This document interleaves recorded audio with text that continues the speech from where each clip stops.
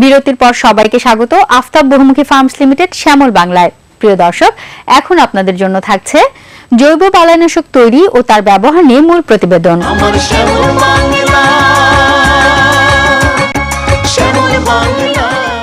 বিভিন্ন প্রকার রাসায়নিক বালাইনাশক ব্যবহার করে উৎপাদিত খাদ্যদ্রব্য যেমন হয় বিষযুক্ত, তেমনি ধীরে ধীরে মানুষ ধাবিত হয় মৃত্যুর দিকে। তাই কৃষিক্ষেত্রে চাষাবাদে যদি জৈব বালাইনাশক ব্যবহার করা যায় তাহলে ফসলাদি হবে বিষমুক্ত। আর এই লক্ষ্যেই এবারে আপনাদের জন্য থাকছে জৈব বালাইনাশক তৈরি ও তার ব্যবহার নিয়ে মূল প্রতিবেদন পর্ব। ফসলে রোগবালাই ও পোকামাকড়ের আক্রমণজনিত ক্ষতি বাংলাদেশের পরিবেশ ও কৃষি উৎপাদনের অন্যতম প্রধান অন্তরায়। তথ্যমতে আমাদের এসব ফসল প্রায় ৮০০ ধরনের রোগ এবং ১২০০ ধরনের পোকা দ্বারা আক্রান্ত হয়। স্থান ও মৌসুম ভেদে কখনো কখনো এ আক্রমণজনিত ক্ষতির পরিমাণ শতকরা ১০০% পর্যন্ত হয়ে থাকে। এমত অবস্থায় পরিত্রাণের একমাত্র উপায় হিসেবে আমাদের কৃষক প্রধানত রাসায়নিক বালাইনাশকের উপরই নির্ভরশীল। অধিকাংশ ক্ষেত্রে তারা অনুমান নির্ভর মাত্রাতিরিক্ত হারে বিষাক্ত বালাইনাশক ব্যবহার করে থাকে। এমনকি বাজারে বিক্রির জন্য নিয়ে যাওয়ার পূর্বে সাজানো সবজির ডালাতেও রাসায়নিক বালাইনাশক স্প্রে করা হয়, যাতে করে সবজিগুলো সতেজ দেখায় এবং সবজির ভিতর লুকিয়ে থাকা পোকা বের হয়ে না আসে। এভাবে আমাদের দেশে প্রতি বছর প্রায় ২৪,০০০ কোটি টাকার বিষ ফসলে ব্যবহার করা হয়। এছাড়া কৃষক পোকার আক্রমণ আর রোগে আক্রান্ত হওয়ার মধ্যে বেশিরভাগ ক্ষেত্রেই পার্থক্য করতে পারে না। শুধুমাত্র এই কীটনাশক বা বালাইনাশক জনিত রোগের কারণে আমাদের স্বাস্থ্যগত চিকিৎসায় ব্যয় বছরে প্রায় ৭,০০০ কোটি টাকার উপরে। এ অবস্থায় দেশের বিভিন্ন স্থানে আমাদের কৃষককে জৈব বালাইনাশক ব্যবহারের প্রতি উদ্বুদ্ধ করা হচ্ছে, উদ্ভাবন করা হচ্ছে বিভিন্ন জৈব বালাইনাশক। ঝিনাইদহের কালীগঞ্জ উপজেলায় হাঙ্গার ফ্রি ওয়ার্ল্ড গ্রাম পর্যায়ে কৃষকদের নিয়ে শুরু করে জৈব বালাইনাশক তৈরি ও ব্যবহার নিয়ে নতুন এক কার্যক্রম। উপজেলার পূর্ব বলরামপুর গ্রামের কৃষক ও কৃষানীদের জৈব বালাইনাশক তৈরি করার পদ্ধতি হাতে কলমে শিখিয়ে কৃষিকাজে জৈব বালাইনাশক ব্যবহার করতে উদ্বুদ্ধ করছেন এস.এম. শাহিন হোসেন। শুধু পূর্ব বলরামপুর গ্রামে নয়, কালীগঞ্জ উপজেলার প্রতিটি গ্রামের কৃষকদের নিয়ে কাজ করে যাচ্ছেন স্বেচ্ছাসেবী প্রতিষ্ঠান হাঙ্গার ফ্রি ওয়ার্ল্ড।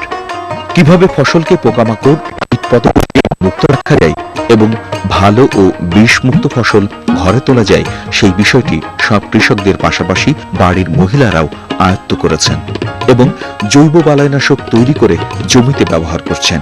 জৈব বালাইনাশক ব্যবহার করলে ফসলের কোনো ক্ষতি হয় না, বরং অতিরিক্ত খরচ ছাড়াই ভালো ফসল উৎপাদন করা যায়। জৈব বালাইনাশক তৈরির উপকরণ: পাতাসহ নিশিন্দা গাছ ১ কেজি, কালো মেঘ গাছ আধা কেজি, বিষকাটালি ১ কেজি, নিম পাতা ১ কেজি, নিমের ছাল আধা কেজি, ভাটির পাতা ১ কেজি, মেহগিনির ফল ১ কেজি, গরুর চুনা ১ লিটার, পানি ৫ লিটার। জৈব বালাইনাশক তৈরির পদ্ধতি: উপকরণগুলো কুচি কুচি করে কেটে পর্যায়ক্রমে নিশিন্দা, কালো মেঘ, বিষকাটালি, নিম পাতা ও ছাল, ভাটির পাতা, মেহগিনির ফল মাটির পাত্রে ঢুকিয়ে তারপর ১ লিটার গরুর চুনা ও ৫ লিটার পানি দেওয়ার পর পলিথিন দিয়ে পাত্রের মুখ ভালো করে বেঁধে দিতে হবে। এরপর পাত্রটি ছায়া ও ঠান্ডাযুক্ত স্থানে ১৪ দিন রেখে দিতে হবে, যাতে করে উপকরণগুলো ভালোভাবে পচে যায়। ১৪ দিন পর প্রাকৃতিক উপায়ে তৈরি জৈব বালাইনাশকটি ব্যবহার উপযোগী হবে। ব্যবহার বিধি: প্রাকৃতিক গাছপালা দিয়ে তৈরি জৈব বালাইনাশক উপকরণগুলো ১৪ দিন পাত্রে পচানোর পর সেটা সংগ্রহ করে ছাঁকুনি দিয়ে ছেঁকে নিতে হবে। ছেঁকে নেওয়া রস বা জৈব বালাইনাশক সবজি বা ফসলে ব্যবহার করা যাবে, তবে নির্দিষ্ট মাত্রায় ব্যবহার করতে হবে। সেক্ষেত্রে কৃষক ভাইরা ৯ লিটার পানির সাথে ১ লিটার জৈব বালাইনাশক মিশিয়ে ফসলে বা সবজি খেতে ব্যবহার করতে পারবে। প্রিয় কৃষক, এবার চলুন জেনে নেওয়া যাক আরো কিছু জৈব বালাইনাশক তৈরির পদ্ধতি ও তার ব্যবহার সম্পর্কে। শুঁয়োপোকা দমনে: সবজি খেতে প্রায় দেখা যায় শুঁয়োপোকার আক্রমণ। শুধু সবজি খেতে না, পাট বা অন্যান্য গাছের পাতায়ও শুঁয়োপোকার আক্রমণ পরিলক্ষিত হয়। আর এই পাতা খেয়ে ফেলা বা কচি ডগা কেটে দেওয়া শুঁয়োপোকার আক্রমণ থেকে রক্ষা পেতে জৈব বালাইনাশক তৈরি করে স্প্রে করলে শুঁয়োপোকার আক্রমণ থেকে রক্ষা পাওয়া যায়। সেক্ষেত্রে এই জৈব বালাইনাশকটি তৈরি করতে যা যা লাগবে তা হলো রয়না বা পিতরাজ গাছের ছাল ১ কেজি, সাজনার ছাল ১ কেজি, গরুর চুনা ৫ লিটার, পেঁয়াজ বাটা বা টুকরা করা আধা কেজি এবং ৩০ লিটার পানি।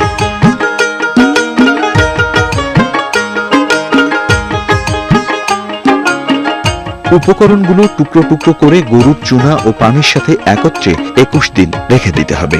21 দিন পর মিশ্রিত উপকরণগুলো ছেঁকে রস বা জৈব বালাইনাশক 4 লিটার নিয়ে 16 লিটার পানির সাথে মিশিয়ে সবজি বা ফসলে স্প্রে করলে শুঁয়োপোকার আক্রমণ থেকে রক্ষা পাওয়া যাবে। জৈব কৃষির একটা আন্দোলন শুরু হয়েছে, তার মধ্যে তারা জৈব সারের পাশাপাশি জৈব বালাইনাশক ব্যবহার করতেছে এবং জৈব বালাইনাশকের মধ্যে অনেক গাছের বা সবজির পাতা খেয়ে ফেলে বা পাটের পাতা খেয়ে ফেলে, তার জন্য তারা একটা বালাইনাশক তৈরি করেছে। পাশাপাশি গরু ছাগলেও অনেক আপনার ফসল খেয়ে ফেলতেছে, যাতে গরু ছাগল ফসল না খায় তার জন্য জৈব বালাইনাশক যেটা তৈরি করেছে, যেটার নাম দিয়েছে তারা জৈববিদ বেড়া।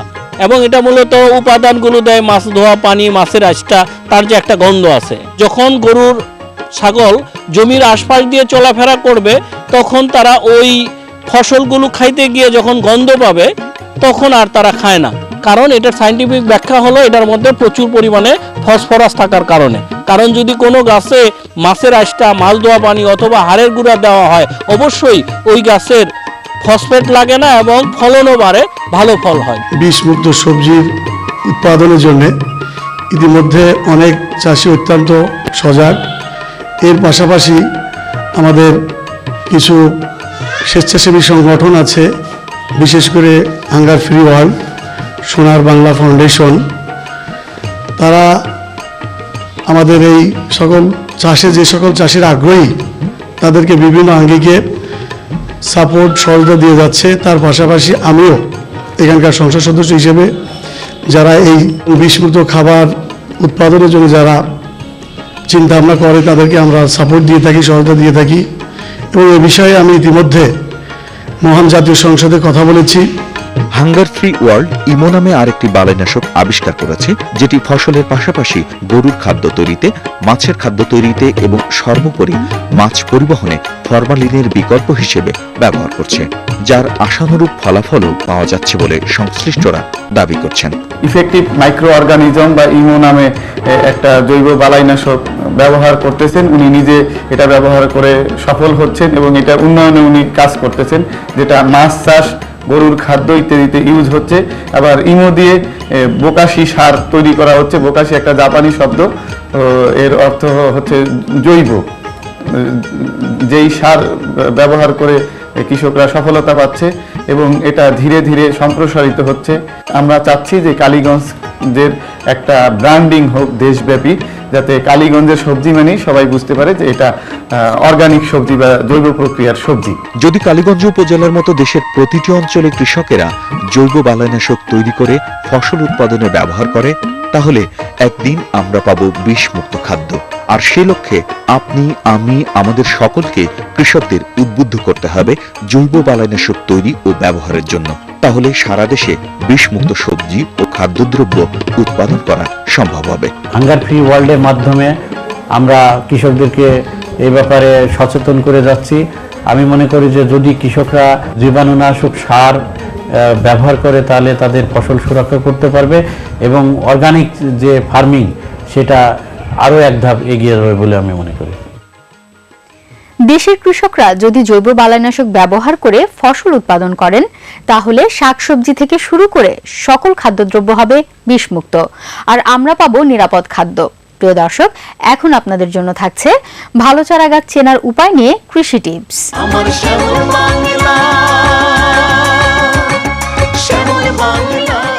সামনেই জুন মাস। গাছ লাগানো বা বৃক্ষরোপণ